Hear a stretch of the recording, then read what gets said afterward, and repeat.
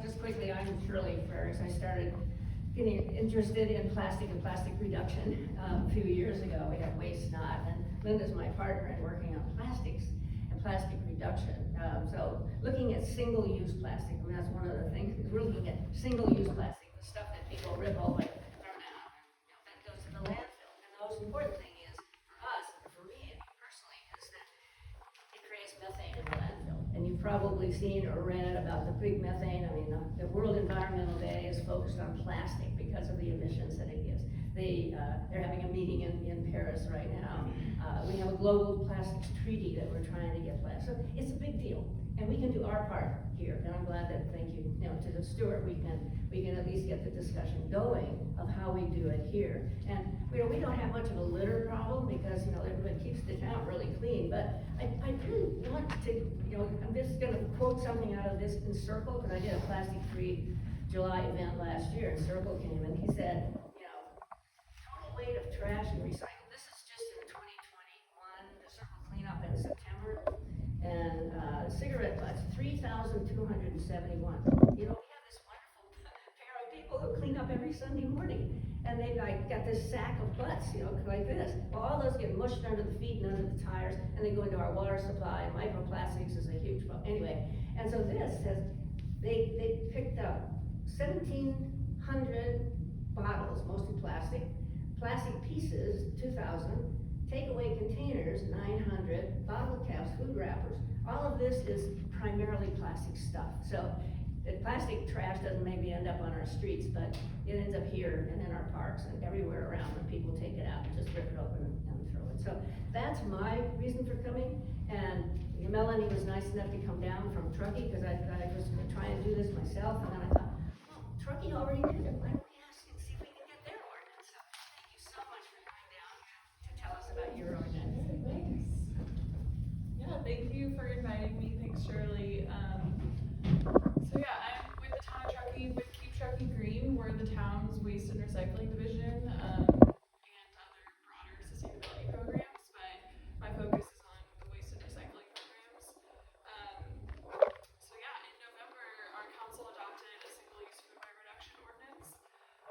So I'll kind of just go into how that came to be, what the ordinance entails, and then right now we're in the middle of the implementation phase, so it'll be fully in effect in January. So I'll kind of go over what that's looking like. So like Shirley said, this all kind of started with kind of litter, but also we had a lot of students showing up to town council. There were student groups, classes that were really focused on styrofoam, straws, and students are really charismatic and captivating and convincing, and they convinced our council to look into something. So this was back in 2018 when this all started.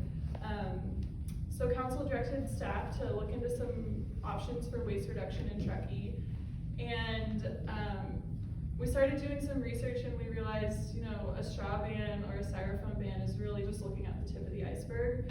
There's, like the stats Shirley mentioned, there's a lot of disposable products that we use every day, and if we really want to do something, we should really look at making it something all-encompassing that's going to look at all of the litter and all of the waste that we're generating in Truckee. So we looked at what other cities were doing. Around this time, there wasn't a lot going on yet, but there was a lot of great research about strategies to implement waste reduction policies. And so really the focus came to be, we did a lot of research on, is there a best single-use option that we should be looking at? And, we started to look at the life cycle impacts of disposable products.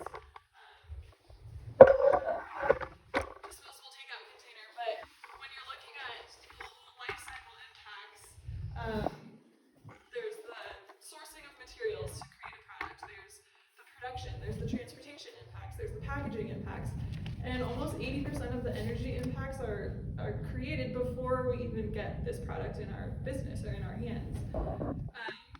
So that is kind of the foundation that shows that reuse is actually so much better, because we're only going through all those production impacts once, and then we get to use this product over and over and over.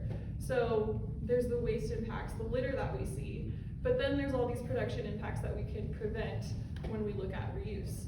So that was kind of the foundation of our ordinance, our kind of goals looking into it at the beginning.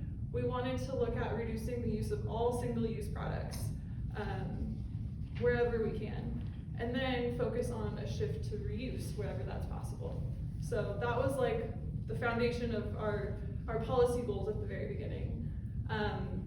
So that was February 2020 when we brought all this recommendation to our town council, and our town council said, this sounds great.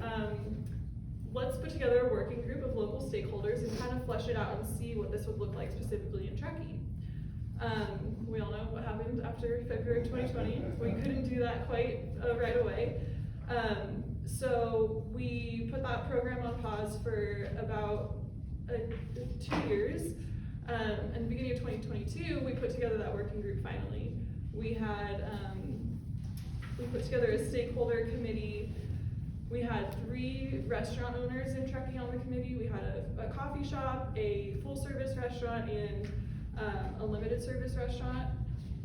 We had an environmental advocate, we had 2 town council members, we had students as well, and then 2 members of the general public. And we really went through all of the details of what an ordinance could look like in Truckee. So with that, we came up with an ordinance with 4 different policy elements. The first is a styrofoam ban.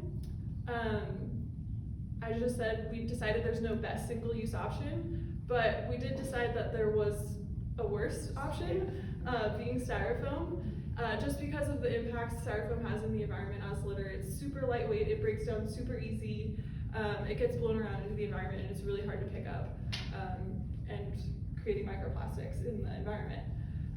So that was the one piece where we kind of strayed away from our original goals. We wanted to tackle styrofoam first. So that first piece actually is already in effect. That went into effect in April. With that, we also have a grant program. The town is offering $300 for businesses to purchase alternatives if they're using styrofoam and just help offset that incremental cost increase. So the second policy in the ordinance is a requirement for reusable foodware for in-house dining. So again, looking at one of our policy goals is to reduce the use of single-use products whenever possible. And in-house dining is a great opportunity to eliminate that. Customers are dining in, and there's no need to be using disposables in that kind of situation. So there's a couple exemptions that go with that. Businesses can still use like a foil wrapper for like a burrito, or paper wrappers for say a sandwich, or like paper tray liners. If you're using a reusable tray, you can use a disposable tray liner. So lightweight small things are okay in our ordinance. We also have a grant program for that piece of it. We're offering $500 to help purchase reusable foodware. So whether that be reusable plates, cups, utensils, and then $1,000 to assist in upgrading dishwashing capacity. So that might be installing a new dishwasher, upgrading an existing dishwasher, additional dishwashing equipment, trays, whatever that might look like. And this piece is mostly going to impact limited service restaurants. Full service restaurants, that type of restaurant is typically already using reusables for in-house dining. There might be like condiment cups, small things like that might need to be switched over, but this is really impacting limited service. And what we did is we looked at we put together an estimate of the number of disposable foodware products we estimated this would save. So we looked at all the limited service restaurants in Truckee, what type of restaurants they are, and there's a great tool that helped us calculate the amount of disposable foodware products they're currently generating. So we estimated this policy would save about 8 million disposable foodware products each year in Truckee. That's equivalent to about 120,000 pounds of waste. And then when you're looking at not purchasing those disposable foodware products, continuously, it's an estimated $4,500 in savings each year. So that is, I think, something really crucial to look at. We're not just looking at waste and greenhouse gas emission savings, but potential cost savings too. And cost savings for the customer too, you know, that's money, each one of those things, that's money. Right, so that's potential cost savings in the charges for the food, yeah. So, the third policy in our ordinance is a fee on disposable cups and takeout containers. So this is a fee that the customer pays, will be paying starting in January. And it's modeled after the bag fee at grocery stores, where there's a 10-cent charge for a disposable bag. And that really modified customer behavior. And it's modeled after a lot of research and studies that show a fee has a larger impact on behavior change than a discount. So we've seen discounts being implemented at coffee shops for bringing your own cup for a long time, and there has been little to no cultural change with that type of policy or that type of, I guess, strategy. So this is modeled after the idea that a fee has a larger motivation for a customer to change their behavior. So the whole goal is really to incentivize the customer to bring a reusable. So whether that be a reusable cup at a coffee shop or a reusable takeout container for ordering takeout, that's the whole idea behind this. And this has been done in other cities across the state. I think there's about 11 other cities in California that are doing this as well. The 25 cents stays with the business. It's not a tax. It's a fee that just has to be itemized on your receipt to show that you're paying for this disposable item as well.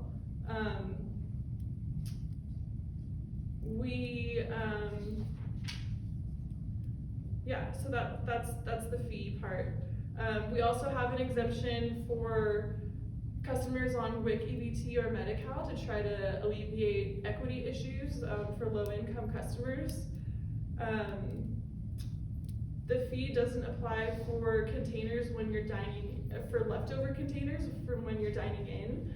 It's only for takeout containers, and the reason being, we don't want to disincentivize people to bring home their leftovers. We don't want to create food waste. So there's no fee for boxes for leftovers from dining in. Can I ask a question? Is the exemption on that, like, does that pertain to like foil and lightweight wrappers too? Yes, so the fee is just for a hard box made out of fiber or plastic. It doesn't apply to foil wrappers or paper wrappers. What about like the lightweight pastry bags? The fee doesn't apply to that either, Yeah, so, if there's an opportunity for a business to transition to a type of container that will generate less waste, that's kind of the goal as well. So then the last policy is something you might already be familiar with, is the AB 1276 requirement for restaurants to only provide accessory foodware items upon request. That's a state law that went into effect, I think, last year. But we kind of just mirrored that in our town ordinance as well, just for some consistency. So that is, again, looking at just reducing the amount of single-use products that are unnecessary. With that, I also wanted to touch on our reusable green box program. So this is a program we've had in Truckee for about 4 or 5 years, and we're looking to expand, hopefully, with our fee policy going into effect in January. So how it works is a customer can purchase their first green box for $5, and when they order takeout, they can request it in a green box. Their food will be served to them in a green box, and they would bring their box to the restaurant to exchange. There's some great benefits to that in logistics of a restaurant serving the food. You don't have to wait for the customer to bring their reusable container. With the fee going into effect for disposable containers in January, this will be a great opportunity to avoid that for customers to be participating in this program. So yeah, it's essentially an exchange type of program. You have a box, you bring it in, you get your food in a different box. and then you could use that box again at any other participating restaurant. The restaurant cleans that Yes. process. Does the Yeah. restaurant buy the box? So, when a restaurant joins the program, how we're doing it in Truckee, we provide 100 boxes for free to the restaurant. They can then go on and sell each box for $5, or they would do an exchange with those boxes. And after that, we are charging $2 per box. So the town's buying these in bulk at a lower rate than you would get for buying a smaller volume. And they're BPA free and all that stuff? Say that again? They're BPA free and. They are, yeah. They're BPA free. They're dishwasher safe. So we have about 9 restaurants in Truckee participating. But yes, the restaurants, when they take in a container, they're responsible for cleaning it before it goes back out into the world with the customer. Is there a way to stack them that's more portable than that? Like, Yeah, they open and stack this Great. way. Okay. We've looked at other container options as well. That might be something we're looking at and expanding to offer maybe soup containers or something taller, maybe a container with compartments. There's been some interest in different types of containers. So with the fee going into effect in January, this will be something we're looking at expanding. I just met with some folks in Placer County on the North Shore of Tahoe who are interested in expanding out that way, this type of program. So if there's interest in Nevada City, I think there's a similar audience and customer base, so this could be something that could work here as well. And that's something you could use for leftovers as well, not just ordering takeout. Yeah. Leftovers at the restaurant. Yeah. People Any have questions? thoughts? Yeah. How will you measure the impact of the ordinance? So we're doing a little bit of kind of baseline inventory right now. Actually, this Saturday is our townwide litter cleanup, so we're going to be collecting some data on the litter we collect as a baseline, and we'll be collecting data afterwards to see if we see a reduction in the type of foodware that our policies are kind of looking at. With our grant program, we're also looking at we're getting data for businesses on the number of disposable products they're using before and after their transition to reusable foodware, potential cost savings there as well. So we'll be really interested in that data, and we'll be happy to share once we get past our implementation phase. Great. So for, so my restaurant, we have like 3 items that are in a deli case that are grab and go. Yeah. How is that addressed right now in Truckee? Yeah, that's a really good question. So that was, we're actually bringing our ordinance back in next month to kind of do some cleanup. And grab and go is one of the things that we felt we needed to kind of address more in the ordinance because it was kind of unclear. But how that will be addressed is if a restaurant has dine-in options and a customer is dining in, they'll need to have that same food that's packaged in grab and go that can be served on reusables for in-house dining. So maybe that means packaging just some of it for grab and go and keeping some of it for dine-in options. Yeah, and then so there wouldn't be a fee for that as well because the whole goal of the fee is to incentivize customers to bring a reusable. If it's already packaged in a grab and go type of thing, there's not really that opportunity. But yeah, so that's the reason there's not a fee. But I think going forward, we'd like to expand our reusable container program to grab and go as well, and kind of operate that same type of exchange or maybe something different. But I think grab and go has a good opportunity for a reusable program too. Yeah, I just like envision, there's like a fee, but it's like a $5 fee for the box in a grab and go. And if you come in, you swap it out and then that comes off of your bill or something like that. The counter argument to doing having the extra, just throwing it out there if you're meeting again, to having the extra in-house versus the grab and go is it reduces labor having the grab and go. So I can have like one person behind the counter doing the grab and go, no kitchen staff for a couple hours or something. And then, but if someone comes in to dine in, then I have to put kitchen staff, to make the items fresh. So, which is fine, it increases the cost to the customer. Yeah. Yeah, and I think that's a good point. A lot of this is potentially going to increase some time for staffing. With reusables in-house, if that's not already in place, there might be a need for dishwasher staff. And our ordinance is looking at exemptions for that as well. If there's just something that's totally unfeasible, if there's no space for a dishwasher, or if it's going to be too cost prohibitive to hire a new staff person for dishwashing capacity, we do have hardship ordinance exemptions available, where a business could apply if there's some kind of difficult circumstance like that. I think in the future, that's gonna be something that'll be interesting for all of you, is to work out these kind of logistics things, because I think another one of the logistics things was how do you put the money, what do you do with the 25 cents on the register, you know what I mean? So there are some logistics things that we can work out, and I just wanna point out one thing, we talk about the not so good, the better, the best, and so styrofoam is like really not okay for, you know, all the reasons you already know. This is the in between, until we get people transitioned into, the reusables. And this, even though it's plastic, is reusable, and that's the real key. It's the ones that get tossed in the landfill to make methane that we're really after. Those are the ones we'd like to stop. We have some handouts, and Linda can facilitate that. Okay, yeah, Linda has some things to give you, So do She has a people have question any right here. concerns based on what they're hearing that maybe we just have a quick forum to address Sabrina? It's not really a concern, it's more of just a question on, have you checked in with the restaurants and see how this is going? I feel like for us, for to-goes, I can't say that we always have reliable people bringing in like the bags. Like when I go to the grocery store, I forget mine all the time, and I don't want to have to be exchanging, containers when people are like, well, I have them. It's like, well, you don't have them here. So how's that going to benefit me and my time and keeping things streamlined? Right. So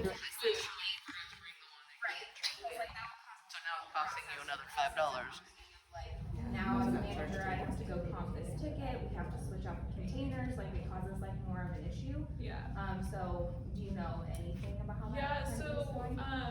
the fee hasn't gone into effect yet. It'll go into effect in January. So right now the Green Box program is totally voluntary. The participants are they're not charged if they forget their reusable and if they're forced to take a disposable.